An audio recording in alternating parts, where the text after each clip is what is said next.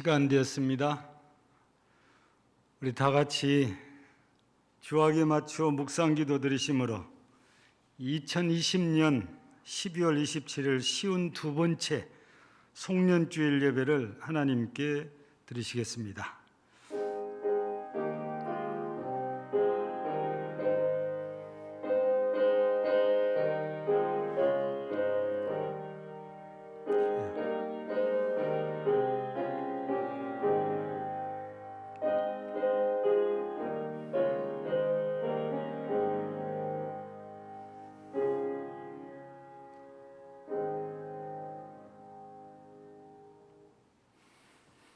시와 찬송과 신령한 노래들로 서로 화답하며 너희의 마음으로 주께 노래하며 찬송하라.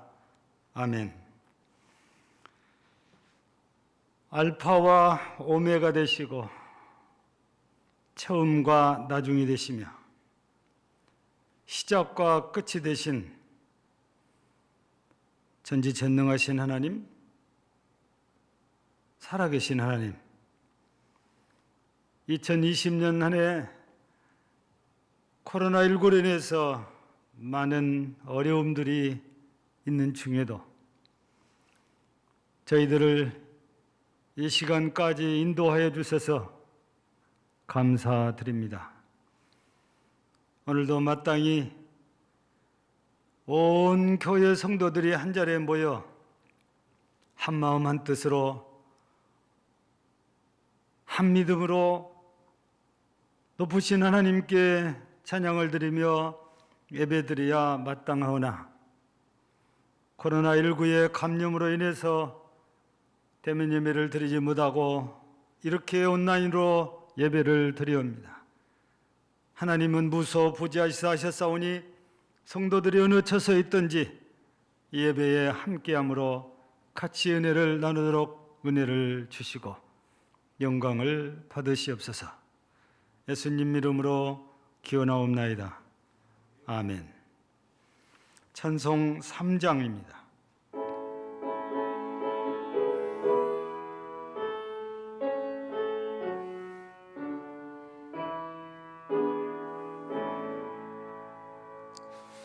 성부 성자와 성령 찬송과 영광 돌려보내세.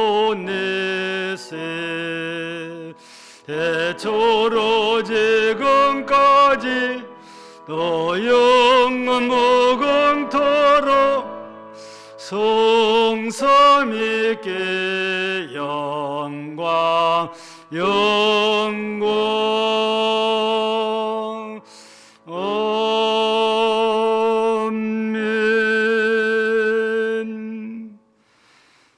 전능하사 천지를 만드신 하나님 아버지를 내가 믿사오며 그의 외아들 우리 주 예수 그리스도를 믿사오니 이는 성령으로 잉태하사 동정녀 마리아에게 나시고 본디오 빌라도에게 고난을 받으사 십자가에 못 박혀 죽으시고 장사한 지 사흘 만에 죽은 자 가운데서 다시 살아나시며 하늘에 오르사 전능하신 하나님 우편에 앉아 계시다가 저리로서 산자와 죽은 자를 심판하러 오시리라. 성령을 믿사오며 거룩한 공예와 성도가 서로 교통하는 것과 죄를 사하여 주시는 것과 몸이 다히 사는 것과 영원히 사는 것을 믿사옵나이다. 아멘. 찬송 21장입니다.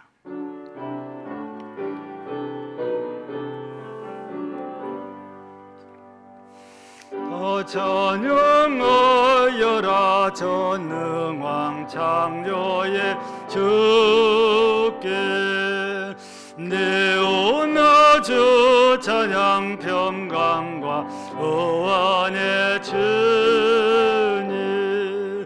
성도들아 주 앞에 이제 나와 즐겁게 찬양하여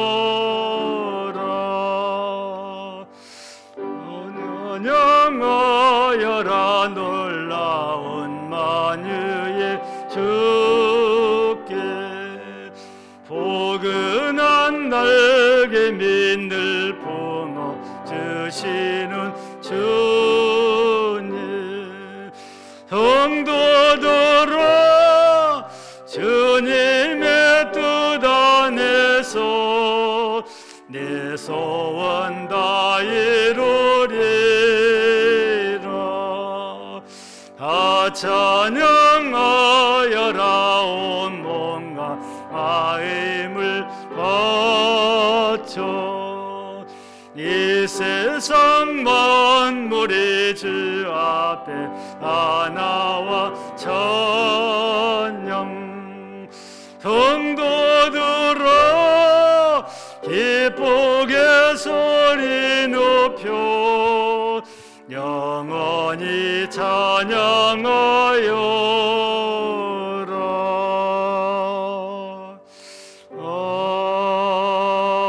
아멘.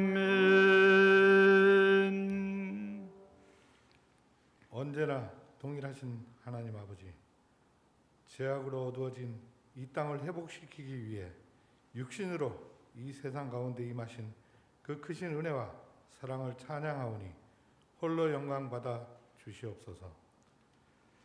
우리의 삶 전체가 날마다 주님의 뜻대로 살게 하시고 주님의 영광을 드러내도록 인도하여 주시옵소서.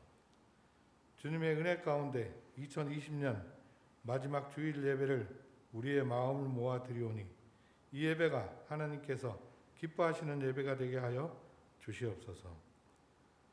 이 시간 지나간 한 해를 뒤돌아보며 매일의 삶이 하나님이 주신 은혜의 선물이었음을 고백합니다.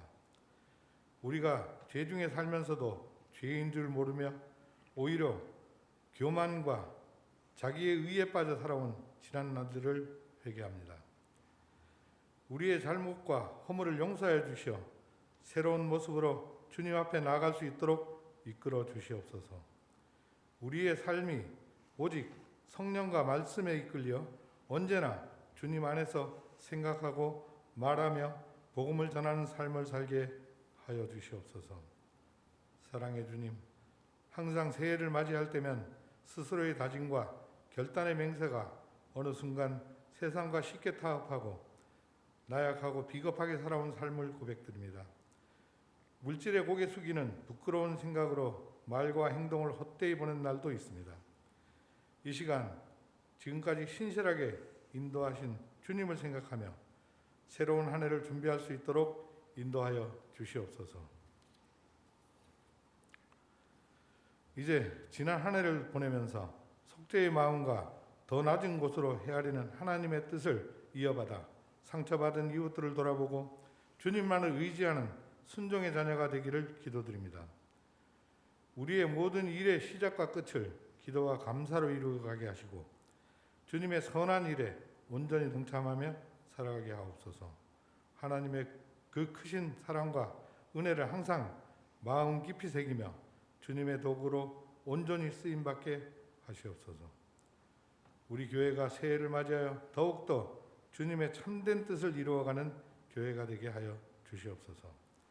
코로나19로 인하여 성도들이 하나님 전에 나와 예배드리지 못하며 예수님께서 세상에 오신 기쁨을 함께 나누지 못하는 하나님의 자녀들을 불쌍히 여겨주시고 주님께서 성도들에게 은혜 주시고 공유를 베풀어 주시옵소서.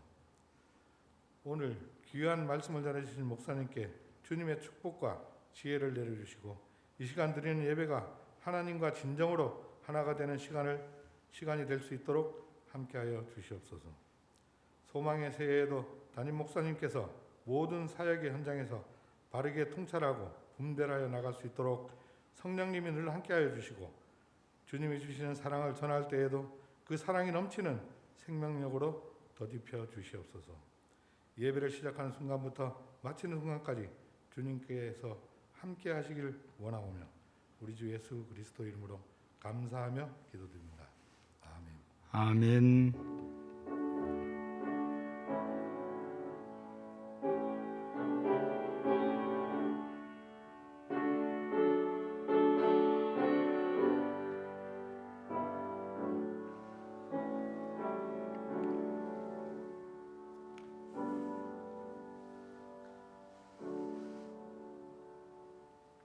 하나님의 말씀은 신약성경 고린도전서 3장 10절에서 15절까지입니다.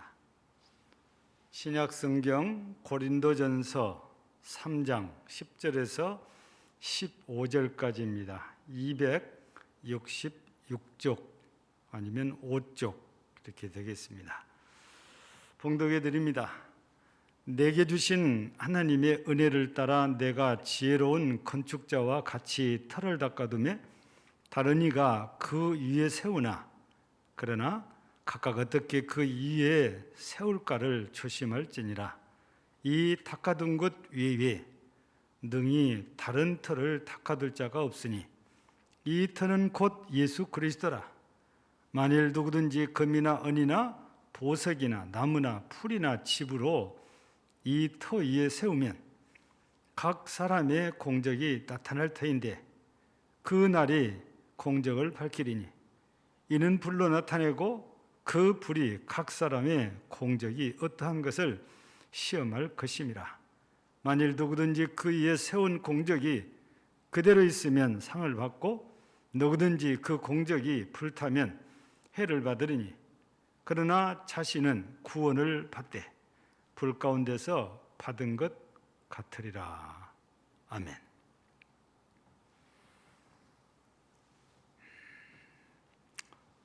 연말연시가 되면은 우리가 꼭 떠오르는 단어가 있지요. 반성이라는 단어지요. 그리고 되돌아봄. 새해가 되면 희망, 계획 이런 단어들을 우리가 많이 사용을 합니다. 오늘은 2020년 12월 27일 22번째 맞는 송년주일입니다. 오늘 말씀도 우리가 우리 자신을 돌아보는 계기로 삼는 이런 말씀으로 받고자 합니다. 오늘은 바울 사도를 통해서 주실 때에 사람들을 바울을 포함해서 건축자라고 이렇게 표현을 했지요. 건축자란 집을 짓는 사람이지요. 이걸 업으로 하면 건축업자가 되겠지요. 우리 교회가 소재하고 있는 이 순천시도 지금 아파트 건축이 굉장히 활발하게 진행되고 있죠. 이무 수치상으로는 순천 시민들이 한 가정이 집 하나 갖고 사는데 부족함이 없도록 보급률이 100%가 넘었다고 하지만 이상하고 신기한 것은 아직도 집 없는 사람이 있고 아직도 아파트는 계속 짓고 분양이 또 되어진 걸 보면 참 신기하다 해서 이해가 안 되는 부분도 있습니다. 오늘은 우리가 이런 건축자라는 그런 입장에서 우리 하나님께서 우리에게 주신 말씀을 통해서 우리 자신을 돌아볼 수 있으면 참 좋겠습니다. 우리는 제일 먼저 이 제목처럼 건축자입니다. 그래서 10절에 보니까 내게 주신 하나님의 은혜를 따라 내가 지혜로운 건축자와 같이 이렇게 되어 있죠. 바울 사도가 건축자라는 것입니다. 그런데 더 읽어 내려가면 터를 닦아두매 다른 이가 그 위에 세우나 그랬습니다. 다른 이도 집을 짓는다면 그도 건축자라는 얘기가 되죠. 이렇게 보면 집을 짓는 사람은 누구나 다 건축자 이렇게 표현을 할 수 있겠습니다. 옛날에는 요즘처럼 이런 대규모가 아니고 그냥 자기가 필요한 자기 살 집을 짓는 것이 일반적이었는데 지금은 업으로 하는 사람들이 대단지에 아파트를 세워서 분양을 하잖아요. 오래전이죠. 벌써 여러 해가 지났는데 말레이시아를 우리 황명주 선교사를 방문한 적이 있어요. 근데 그 교회가 세를 얻어서 살고 있는 그 상가 주변이, 그러니까 그 건너편이에요. 똑같은 집이 딱 자로 띄어서 해놓은 것처럼 반듯반듯하게 줄 맞춰서 집이 수도 없이 많이 지어졌어요. 근데 차를 타고 다니다 보니까 이런 주택들이 자주 목격이 되는데, 그게 나라에서 그렇게 지어가지고 국민들에게 집을 파는 것이라고 그래요. 말레이시아는 우리하고 조금 다른 것이, 집을 분양한 때에 1층과 2층을 한 집에서 쓰게 집을 구조가 그렇게 돼 있어요. 우리나라는 한 층씩 분양하잖아요. 말레이시아는 1층, 2층이 같은 집이에요. 주로 1층에는 손님들을 접대하는 것이 대부분이고 2층은 침실이 주로 자리를 잡고 있죠. 그래서 실내에 계단이 다 있고, 대부분이 이런 구조로 집을 지어서 이렇게 분양을 하는데, 우리가 갈 때만 해도 분양이 안 돼가지고 거의 빈집 상태였는데 아마 지금은 전부 다 분양이 됐겠죠. 예. 그래서 어느 나라든지 이렇게 집을 지어서 파는 업자들이 있는가 하면 자기가 필요해서 자기 집을 짓는 사람들도 있잖아요. 우리는 세상적으로 보면 그 집을 짓는 사람은 특별히 업자만 짓는다 이러는데, 성경에서는 지금 이런 건물을 염두하는 것이 아니기 때문에 우리 모두를 건축자다 이렇게 표현을 해놓고 있습니다. 그런데 집을 질 때에 재료도 여기 보니까 금부터 시작해가지고 풀이나 집까지 다양하게 소개를 해놓고 이제 있지요. 어떤 것으로 집을 지으면 집이 좋은지는 제가 굳이 설명할 필요가 없습니다.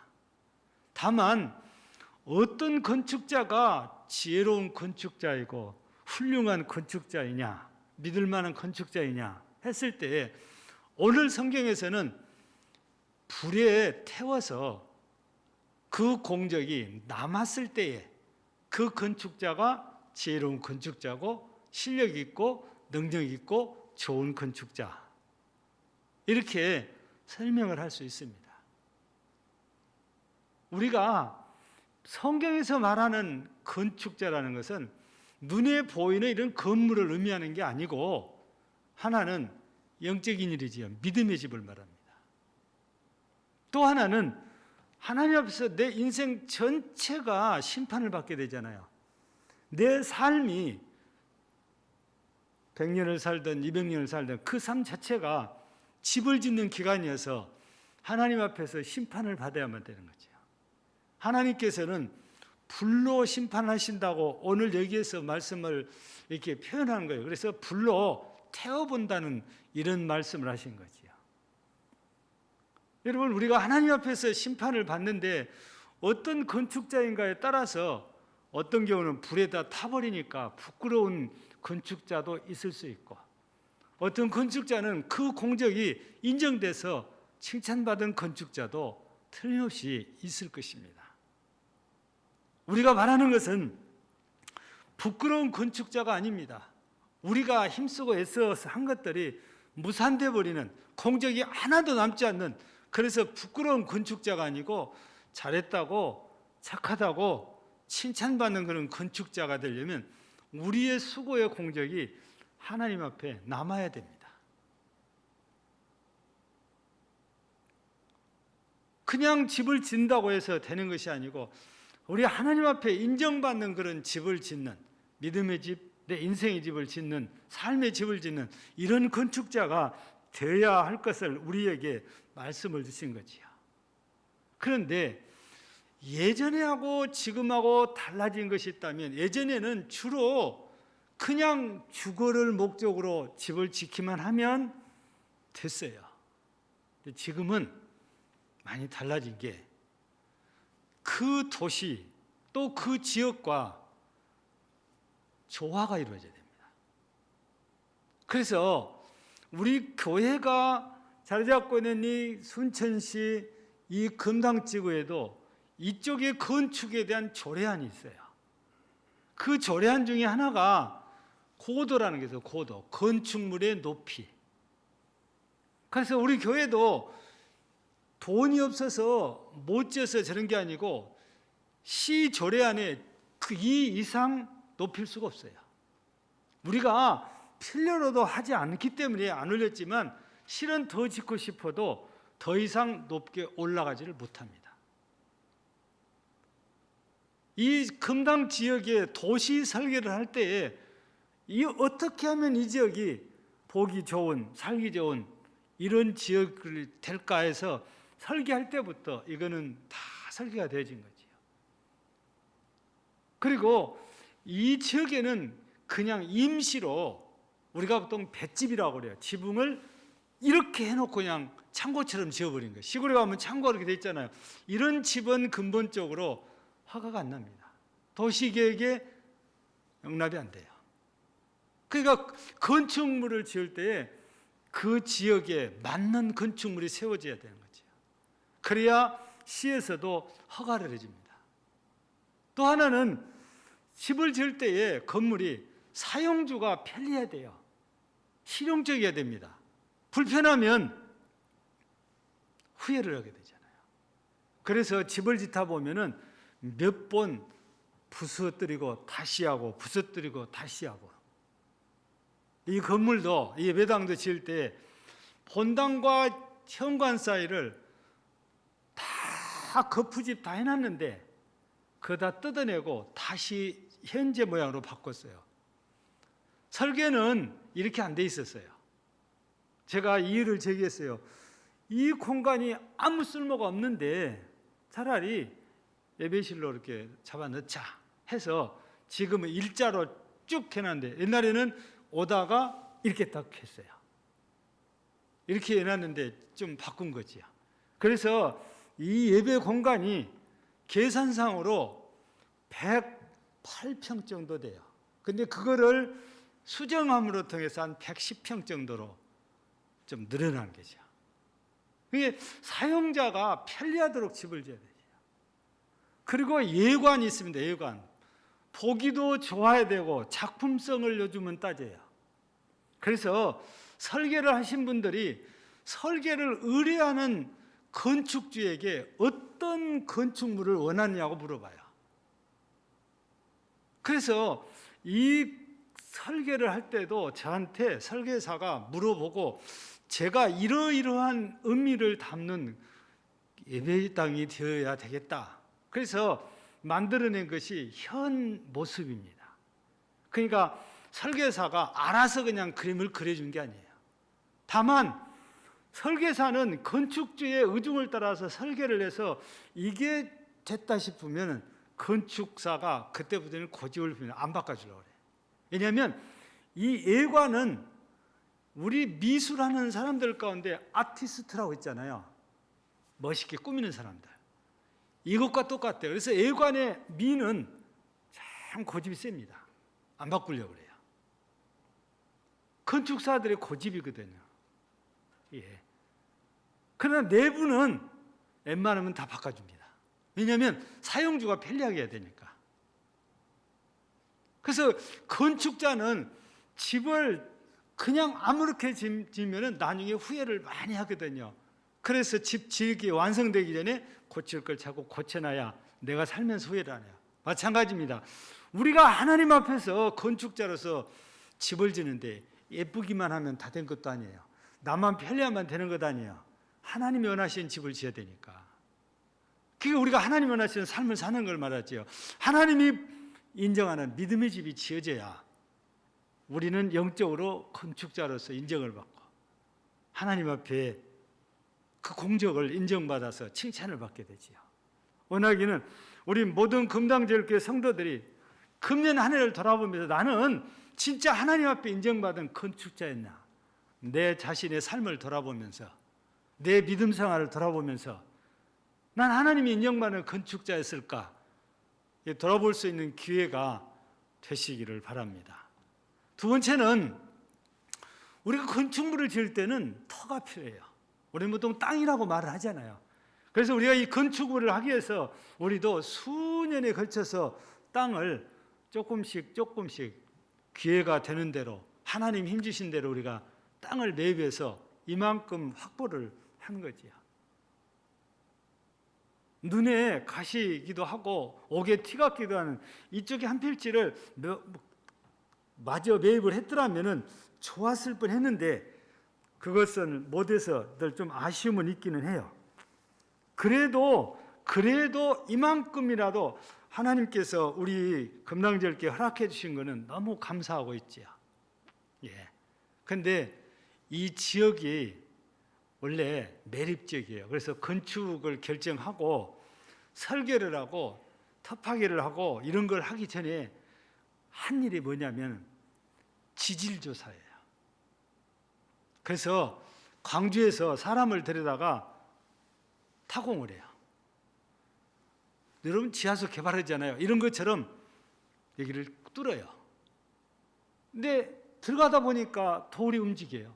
왜냐하면 매립지역이다 보니까 아직도 돌들이 자리를 못 잡고 20년이 넘었는데도 그래요. 그래서 토질에 따라서 그 지질에 따라서 기초를 어떻게 할 것인가 설계할 때 반영을 해요. 그래서 이 건축물이 지어질 때 기초가 건축업을 하는 업자의 말에 따르면은 이곳은 30층 건물을 지어도 끄떡없도록 기초를 했다는 거예요. 그 사람은 칭찬이 아니고 너무 과하다 그런 얘기를 해요. 근데 우리 입장에서는 그냥 좋은 거지요. 기초가 튼튼히 됐으니까. 그래서 이 건축을 그냥 하는 게 아니고 터가 이렇게 중요해요. 우리가 성경을 봐도 마태복음 7장에 보면은 마지막 부분에 가서 지혜로운 건축자 얘기가 나와요. 미련한 건축자 얘기가 나와요. 지혜로운 건축자는 반석에 집을 짓고 미련한 건축자는 모래에 짓는다 나오잖아요. 근데 비가 오고 창수가 나면 어떻게 돼요? 모래에 있는 집은 그 무너짐이 심합니다. 근데 반석 위에 집을 지은 경우는 아무 문제가 없어요. 터가 이렇게 중요합니다. 오늘 성경에서는 바울 사도를 통해서 말씀하실 때 이 터가 뭐라고 그랬습니까? 오늘 말씀에 11절에 보면은 이 터는 곧 예수 그리스도니라 그래요. 세상 사람들은 좋은 땅에다가 기초를 잘 하는 것이 터인데 성경에서 말씀하시는 것은 그런 건축물이 아니고 믿음의 집을 지어야 되고 인생의 집을 지어야 때문에 이 터가 예수 그리스도의 터에 우리 인생의 집이 우리 믿음의 집이 세워져야 된다는 거예요. 여러분 성경을 한번 잘 곰곰이 생각해 보세요. 여러 인물들이 훌륭한 분들 많습니다. 그 중에 여러분들이 잘 알아요. 이스라엘 나라의 첫 번째 왕으로서 이스라엘이라는 국가를 세우는데 지대한 공을 세운 이가 사울 왕입니다.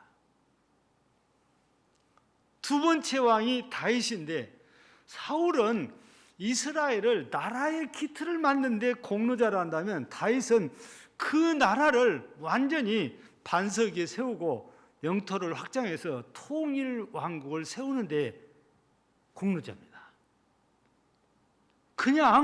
그냥 보면 그래요. 둘 다 훌륭한 왕들이에요. 그런데 성경은 어떻게 되어 있습니까? 사울은 칼피예요. 왜 그러냐고 말이에요. 여러분 그냥 인간적으로만 보면요, 다윗과 사울을 비교할 때 인간적인 면에서만 보면 누가 더 훌륭할까요? 우리는 지금까지 귀에 딱지가 않도록 다윗 이야기만 들었기 때문에 다윗을 얘기할 수 있어요. 그러나요? 그렇지 않아요. 다윗이 가지고 있는 약점, 단점, 오점이 사울에게는 없는 것이 많아요. 물론 사울에게도 잘못이 있지만 그런 측면에서 보면 도덕적으로 볼 때 사울이 더 낫습니다. 다윗보다 사울이 나아요. 그럼에도 불구하고 성경에는 사울의 집은 점점 망해가고 다윗의 집은 점점 강해져 가요. 왜? 하나님이 세워주시니까. 더 많은 단점과 더 많은 약점과 더 많은 죄를 지었음에도 불구하고 다윗은 세워져요. 왜 그렇겠어요? 다윗은 믿음의 터에 사는 사람이에요. 사울은 아니에요. 말씀을 버린 사람이잖아요. 하나님께서 우리를 심판하실 때는 믿음으로 했냐 안 했냐가 그렇게 중요해요. 예수 그리스도를 믿고 하느냐 안 믿고 하느냐 그렇게 해요. 아무리 도덕적으로 깨끗해도 예수 그리스도 없이 인생의 집을 세운 사람들은 하나님께 인정받지 못해요. 그 공적을. 믿음의 터요, 예수 그리스도의 터에 인생의 집을 지는 사람들은 하나님께 인정을 받아요. 그래서 터가 중요해요. 사울과 다윗을 보니까 확실히 터가 중요해요. 어느 터에 집을 짓느냐, 우리 인생의 집을 당연히 예수 그리스도의 터에 집을 지어야 돼요. 오늘 바울사도를 통해서 말씀할 때 누구라도 다 가진 이 예수 그리스도의 터에 집을 지을 수 있도록 해요. 우리도 지을 수 있단 말이죠. 그러니까 우리 인생의 집을 지을 때 다른 터가 안 됩니다. 세상적인 터 아니에요. 윤리의 터도 아닙니다. 도덕의 터도 아니에요. 학문의 터도 아니에요. 예수 그리스도라는 터, 이 믿음의 터에 집을 지어야 하나님께 그 공적을 인정받을 수 있어요. 마지막으로 하나 더, 세 번째 드리는 말씀은 집을 지을 때 재료입니다. 오늘 본문에 보니까 12절에 금이나 은이나 보석이나 나무나 풀이나 집으로 이렇게 되어 있습니다. 지금은 집으로 집 짓는 경우는 참 보기 어려워요. 풀로 집 짓는 경우도 보기 어려워요. 근데 나무로 집을 짓는 경우는 지금 아무 때나 가서 우리 볼 수 있습니다. 우리 교회 한정원 집사님네도 지금 상사 쪽에 집을 짓고 있거든요. 나무로 짓습니다. 목재로. 아마 상당히 많이 지금 지척이 됐을 것 같아요. 제가 가볼 때는 지붕까지 다 덮어졌으니까. 예. 근데 그 지역이 거의 다 목재로 집을 짓더라고요. 근데 우리가 여기 재료, 건축할 때 재료를 이렇게 보면 우리가 짐작하고 나 혼자 생각에 하나님께서 불로 심판하시니까 나무나 풀이나 집으로 지으면 어떻게 되겠어요? 불 되면 다 타서 잿더미만 남으니까 하나님께 인정을 받지 못할 거다. 이게 우리 일반적인 생각이에요. 그런데 오늘 우리는 그렇게 보면 안 돼요. 이건 우리의 잘못된 판단이고 우리의 잘못된 해석이에요. 만약에 그렇게 된다면, 즉 바꾸면 금이나 은이나 보석으로 집을 지어 하나님께 인정받는다면 여러분, 돈 없는 사람은 어떻게 돼요? 아무리 잘하고 싶어도 할 수 없어요. 근데 하나님은 그런 하나님 아니시잖아요. 하나님께서 나한테 금으로 집을 지을 수 있는 힘을 줬으면 그렇게 해야 되고, 은으로 집을 지을 수 있는 힘을 줘서 그렇게 해야 되거든요. 아니, 집으로 집을 지을 수 힘 주면서 왜 너 금으로 안 지었냐? 하나님 그런 하나님은 아니다 그 말입니다. 그런데 우리는 이 문자만 보고 이렇게 해석을 잘 못할 수도 있는데 우리는 이런 오류에 빠지면 안 됩니다. 하나님께서 불로 시험하신다고 했을 때 태우는 것이 목적이 아니에요. 그 근본적인 것은 심판이라는 거예요. 뭘 심판하십니까? 박노성이라는 목사가 하나님께서 주시는 말씀대로 집을 지었냐? 하나님의 뜻을 따라 집을 지었냐? 그걸 보신단 말이죠. 우리는 창세기에서 노아를 봅니다. 근데 노아가 뭐라고 합니까? 여호와께서 명령하신 대로 다 준행하였더라 그래요. 좀 전에도 말씀드린 대로 왜 다윗은 그렇게 인정을 받습니까? 성경에 보니까 다윗은 정직하여 여호와의 율법을 우러나 자러나 치우치지 않고 다 지켰더라 그래요. 하나님께서 원하신 대로 집을 지은 사람들입니다. 하나님의 뜻에 따라 집을 지은 사람들이에요. 하나님의 말씀을 따라 집을 지은 거예요. 금으로 짓든 은으로 짓든 보석으로 짓든 나무나 풀이나 집으로 짓든 제일 중요한 것은 재료가 아니에요. 하나님의 뜻입니다. 하나님의 말씀이요, 하나님의 계획대로 지었냐요. 이걸 보시는 거예요. 말씀드린 대로 만약에 재료 갖고 심판한다면 우리는 내놓을 것이 없어요. 감사하게도 우리 하나님은 재료보다 중요한 게 하나님의 뜻이요, 하나님의 말씀이, 하나님의 계획입니다.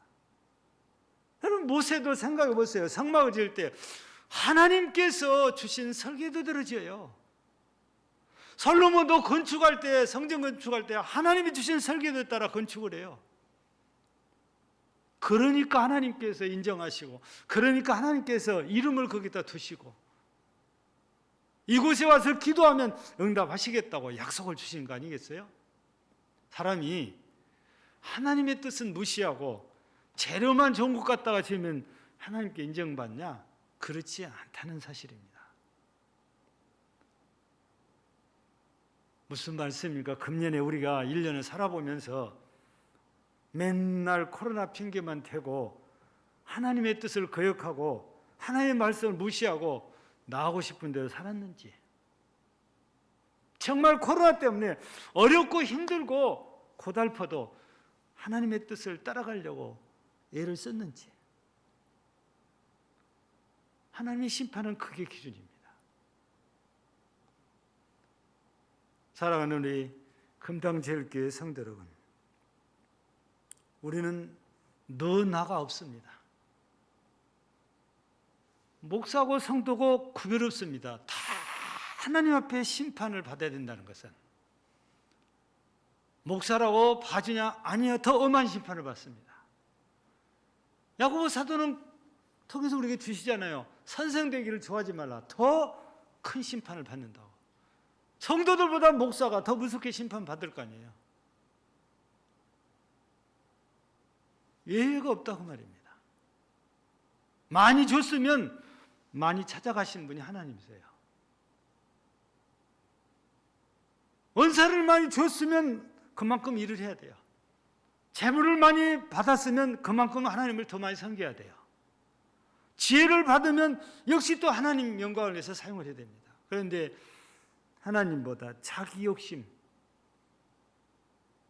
이것만 취하느라고 하나님이 주신 것들을 사용했다면 그는 하나님의 계획, 하나님의 뜻, 하나님의 말씀을 따라 삶의 집을 짓지 못한 사람이어서 심판 때에 공적을 인정받지 못하게 돼요. 아무리 금 같은 걸로 해서 그래요. 그러면 우리는 금년 한 해를 돌아보면서 내가 정말 지혜로운 건축자였는가? 지혜로운 건축자는 하나님 앞에서 심판받을 준비를 하는 사람들이에요. 그래야 심판받을 때에 인정을 받을 거 아닙니까? 지혜로운 건축자는 정말 제대로 된 터, 예수 그리스도의 터에 믿음의 집, 내 인생의 집을 짓는 사람들입니다. 지혜로운 건축자는 내 계획이 아니에요. 내 생각, 내 뜻이 아닙니다. 하나님의 말씀이요, 하나님의 뜻이요, 하나님의 계획을 따라 집을 짓는 사람들이 지혜로운 건축자입니다. 그래야 하나님이 심판하실 때에 잘했다, 착하다 칭찬하실 것입니다. 인정받을 것입니다. 그 공적을. 우리 사랑하는 금당제일교회 성도 여러분, 금년 한 해를 마무리하면서 각자 돌아보십시다. 나는 지혜로운 건축자처럼 하나님 앞에 정말 심판받을 그런 각오로 1년을 살았는지, 예수 그리스도의 터위에서 내가 모든 것들을 결정하고 행했는지, 하나님의 말씀을 따라서 내가 지금까지 행해왔는지 우리는 돌아봐야 됩니다. 이게 잘 됐다면 지혜로운 건축자입니다. 이게 잘못됐다면 지혜로운 건축자가 아니지요. 바람은 우리 모두가 지혜로운 건축자이기를 바라는 거지요. 그래서 하나님 앞에 심판받을 때 공적을 다 인정받는 복된 성도가 되는 것입니다. 이제 2020년을 며칠 남지 않고 우리가 이 자리에 섰는데 정말 우리 금당절교에 소속한 모든 성도들은 한 분도 빠짐없이 지혜로운 건축자가 되어 우리 하나님께 그 공정을 인정받고 사랑받는 복된 성도들이 모두 되어지기를 주의 이름으로 축복합니다. 하나님 아버지 감사합니다. 시작한 지가 엊그제 같다고 우리는 표현합니다. 그러나 금년은 코로나19 때문에 유난히 길게 느껴졌던 한 해입니다.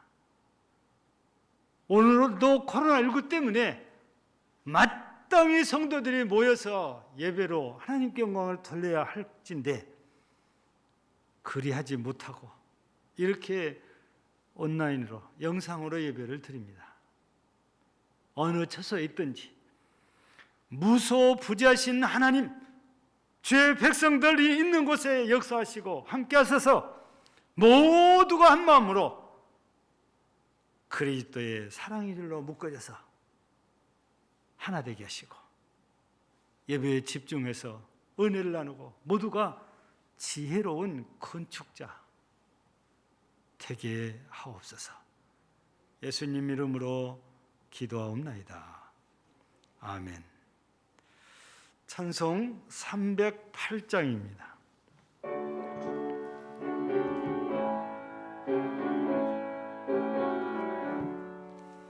내 평생 살아온 길 뒤를 돌아보니 걸음마다 자옥마다 모두 죄뿐입니다. 우리 죄를 사하신 주의 은혜 크시니 골고다의 언덕길 주님 바라봅니다. 나같이 못난 인간 주님께서 살리려 하늘나라 영광 보자 모두 버리시었네. 낮고 낮은 세상에 사람 형상해 보세 하나님의 큰 사랑 어디에다 견주리. 예수님 나의 주님 사랑의 주와 나니 이제 나는 예수님만 높이면서 살겠네. 나의 남은 인생을 주와 동행하면서 주님 사랑 전하며 말씀 따라 살겠네. 기도드리겠습니다. 하나님, 2020년 끝자락에 송년 주일 예배를 드리며 하나님 앞에 내 자신이 지혜로운 건축자처럼 살았는지 주님 일을 했는지 돌아보는 귀한 시간을 허락하여 주셨습니다. 우리 모두가 함께 자신의 일년을 해고하며 부족한 부분들을 채우고 잘못된 부분들을 고쳐서 하나님 앞에 지혜로운 건축자로 다 세워지게 하옵소서. 하나님, 오늘도 예배를 이렇게 함께하지 못한 아픔이 있지만 하나님의 택한 받은 성도들이 어느 처소에 있든지 한 분도 빠짐없이 영상으로라도 이 예배에 동참할 수 있도록 믿음 주시고 은혜를 꼭 허락하여 주옵소서. 예물을 드렸습니다. 오늘도 우리 하나님 앞에 예물 드린 모든 성도들을 기억하시기를 원하며 은혜 주시기를 원합니다. 성탄 감사헌금을 드립니다. 주정헌금을 드립니다. 이 드리는 모든 손길들을 기억하사 한 주간 내내 주의 은혜 가운데에 건강하고 평안하게 하옵소서. 코로나가 극성을 부리고 있습니다. 출입하기가 부담스럽습니다. 우리 모든 성도들을 생명 속에 싸서 안전하게 지켜 보호하여 주소서. 하나님의 사랑받는 지혜로운 건축자 같은 성도들이 우리 주 예수 안에서 항상 자유를 누리게 하옵소서. 오늘도 온라인으로 헌금을 드린 성도들도 있습니다. 한 분 한 분 기억하시고 그 믿음 보시고 은혜를 갑절이나 더하여 주시기를 또한 기도합니다. 질곡 가운데 있는 성도들을 돌아보사 또 우리 성도들의 가족들도 질곡 가운데 있습니다. 여호와 라파의 은혜로 치유하사 건강의 은혜를 주시고 우리의 성도들의 자녀들이 대학 입시를 앞두고 있고 취업을 준비하고 있습니다. 하나님께서 은혜 주셔서 이 일로 자신의 영광을 얻는 게 아니고 하나님께 영광 돌릴 줄 아는 믿음의 신실한 자녀들이 되도록 은혜를 주시옵소서. 우리 교회가 섬기는 여러 미자리 교회들과 주의 세우신 종들이의 선교사와 선교지에도 함께 큰 은혜를 주시기를 원하며 특별히 우리의 금당절교에 속하 있는 성도들 한 분 한 분의 어린아이들부터 연로한 성도들까지 그 가정들의 주께서 은혜를 더하여 주시옵소서. 새해를 준비해야 될 때입니다. 새해를 준비하기 전에 남은 며칠이라도 금년을 잘 마무리하고 새술은 새수대에 담을 준비를 지혜롭게 잘하도록 모든 성도들에게 지혜의 은총을 더하시옵소서. 오늘 또 예배를 녹화하느라 수고하는 모든 손길들이 섬기는 손길들이 또한 은혜를 더하시옵소서. 금년 한 해도 예배를 위해서 수고했던 많은 손길들이 있습니다. 섬김이 있었습니다. 하나님이여 이 모두를 기억하시고 그들의 섬김과 그들의 수고와 그들의 충성을 꼭 기억하사 은혜 주시옵소서. 주여 오늘도 오직 하나님께만 감사드리고 영광을 돌리며 하루속히 코로나로부터 예배의 자유를 허락해 주시기를 다시 한번 간구하옵고 우리 구주 예수님 이름으로 축복하며 기도하옵나이다. 아멘. 감사합니다. 광고 드립니다. 우리 광고 끝나면 우리 고은성 목사님 내려와서 인사하시기 바랍니다. 우리 송구영신 예배뿐 아니고 모든 예배가 1월 3일 주일까지는 온라인으로 이어집니다. 송구영신 예배는 제가 11시 30분이라고 이렇게 기록을 해놨는데 녹화는 8시부터 할 예정입니다. 녹화가 끝나면 11시에 올릴 수도 있습니다. 최대한 빨리 올릴 예정입니다. 그래서 송구영신 예배 순서에 들어있는 분은 8시 늦지 않도록 참여를 해주시면 감사하겠습니다. 헌금 때문에 광고를 합니다. 교회를 못 나오시니까 헌금을 포기하신 분들이 계신 것 같아요. 그래서 계좌번호를 오래전부터 우리가 이제 주보에 올렸는데 이렇게 제가 노골적으로 광고하는 건 처음입니다. 여러분, 헌금은 하나님과의 약속입니다. 교회를 나오든 안 나오든 헌금은 꼭 드려야 돼요. 하나님과 약속이니까. 그래서 모든 헌금은 못 나오시니까 온라인으로 계좌이체로 꼭 이렇게 하나님과 약속을 지켜주시면 감사하겠습니다.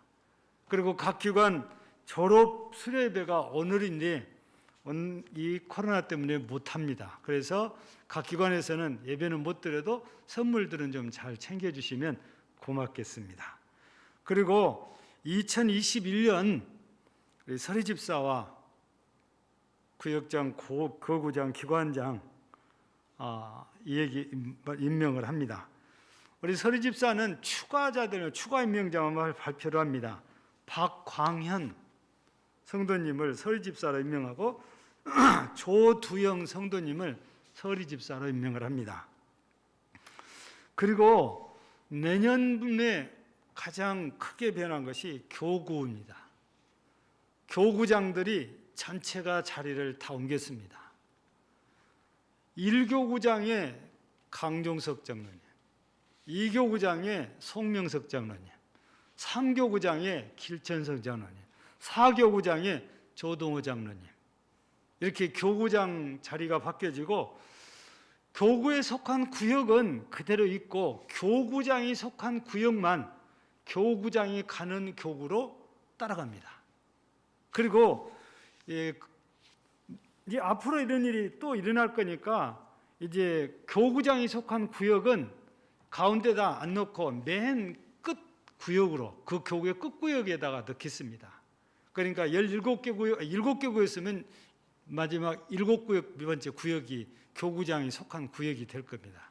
이렇게 내년부터는 교구 이렇게 구역 배열을 그런 식으로 이렇게 해서 교구장이 옮기면 또 다른 교구에 그 자리로 이렇게 들어갈 수 있도록 이렇게 배열을 하겠습니다. 그리고 기관입니다. 우리 기관에는 교육부서가 제일 문제인데 교육부서는 전혀 변화가 없습니다. 유치부는 남옥자 권사님이 1년 더 하시게 되고 유초등부도 정길정 집사님이 또 1년 더 하시게 되고 중고등부는 김종호 집사가 또 1년 더 하시게 됩니다. 유치부는 원래 바꿔야 되는데 아무도 할 사람이 없어가지고 1년만 부탁을 했어요. 내년에는 유치부가 바뀌게 되겠죠. 그리고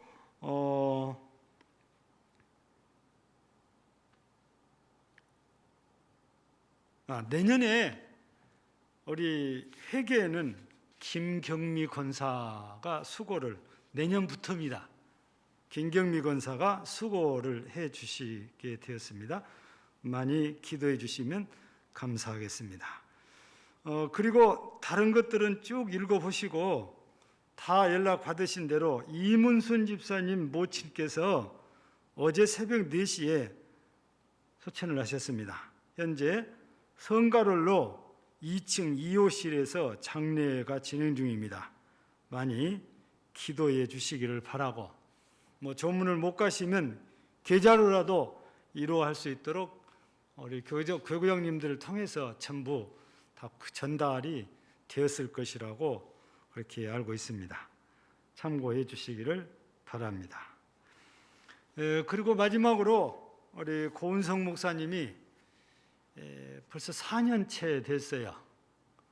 이제 만 4년이 되려면 내년 3월 달까지 가면 4년 48개월 딱 되거든요. 이제 부득불 또 다른 교회로 옮겨가시게 돼서 제가 10월 달에 얘기가 나온 거를 12월 말까지 좀 맞춰주도록 요구를 했고, 그래서 우리 고 목사님이 기꺼이 또 대답을 해서 오늘 주일까지 우리 교회에서 심우한 것으로 이제 해서 예배를 참여했고, 이제 내년부터서는 우리 교회 부목사님이 아니고 순천 저기 갈대밭 쪽에 있는 대대교회 부목사로 심우를 이렇게 하시게 됩니다. 그동안도 여러분들이 기도해 주시고 사랑해 주셨지만 안 보여도 여러분들 늘 기도해 주시면 감사하겠습니다. 우리 고 목사님 나와서 간략하게 우리 인사해 주시기 바랍니다.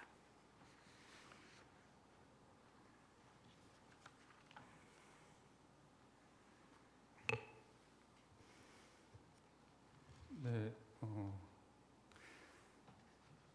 얼굴 뵙고 인사 드리는 게 맞지만 상황이 어쩔 수 없어서 온라인으로 인사드리게 돼서 저도 아쉽고 송구스럽게 생각합니다.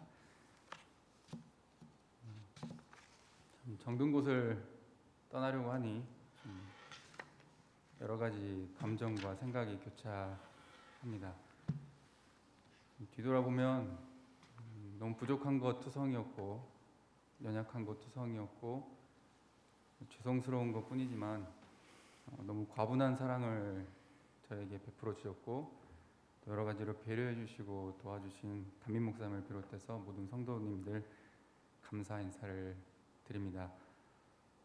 오늘 말씀처럼 말씀의 터 위에서 믿음의 터 위에서 바르게 세워져가는 금당제일교회 될 수 있도록 항상 어디에 있든지 제가 짧지 않은 기간 몸담았던 이곳을 위해서 항상 기도하도록 하겠습니다.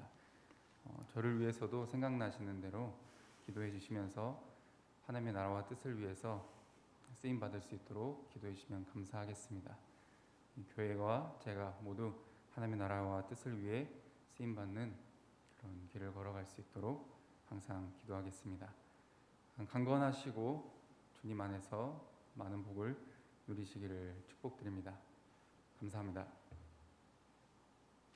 수고 많이 하셨습니다. 우리 찬송 53장 2절입니다.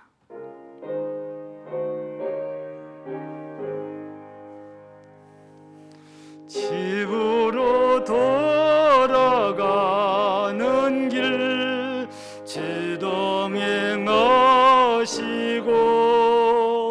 내 모든 은행세사를 다 지켜주소서.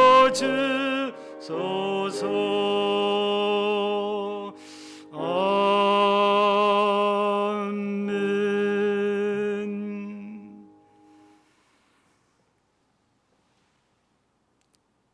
시작과 끝이 되셔서 2020년을 시작해 하시고 끝나게 하시며 우리의 구주 되신 예수 그리스도의 은혜와 하나님 아버지의 사랑하심과 성령의 이로 교통 교제케 하시는 은사가 2020년을 돌아보며 잘 마무리하고 새해를 맞기를 소망하는 모든 심령들 위해 이제부터 영원까지 함께 있을지어다. 아멘.